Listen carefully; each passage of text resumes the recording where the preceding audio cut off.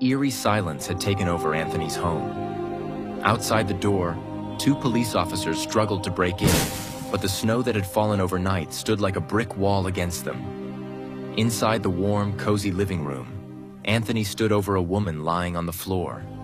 Her fingers clutched stiffly at her sides, fresh blood pooling beneath her. She wasn't breathing. She was gone. Stone cold. Outside, another police car screeched to a halt. "This is the police," Officer Derek's voice boomed through the loudspeaker. "Put your hands up and walk outside." Anthony knew the routine too well. He looked down at the woman one last time. They had been married for 12 years. Somewhere along the way, something inside him had snapped. Their marriage had been bedeviled by endless challenges, and Ella, his wife, had just said she wanted out. This time, there had been no argument, no shouting. All she said was that she was done, and he couldn't accept it. Wait, what if there's a way out, he thought. He blinked. Ella was standing in front of him. She wore her red dress, the one she always saved for special occasions, ready for their New Year's dinner. When Anthony stepped into the living room, she took one look at him and froze. "I can smell her perfume on you," she said quietly. "Don't lie to me. Who is she?" Anthony hesitated. Then he walked into the kitchen and reached for a knife. Ella screamed. The neighbors heard it and dialed 911. Officer Derek arrived quickly. It was a routine call. It wasn't the first time, but they still couldn't separate them.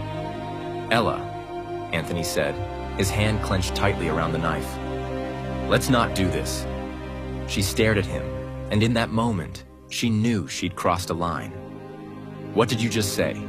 he asked. "I said I'm done," she replied. "This marriage is over. I'm past the point of no return." Anthony didn't answer. Instead, he picked up a lemon from the grocery bag he had brought inside and sliced it cleanly in 2.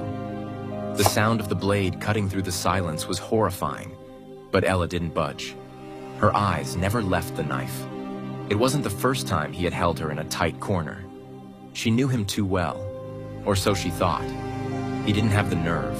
He wasn't a murderer. Outside, more police cars arrived. "Open the door!" a voice shouted. "This is your last chance." Then they heard a terrifying sound from inside, quick and final, followed by a loud bang like something collapsing onto the floor. Anthony stepped outside. In his right hand was a knife stained with blood, the weapon he had used on his wife of 12 years. The officers rushed him, hurled him to the ground, and cuffed him.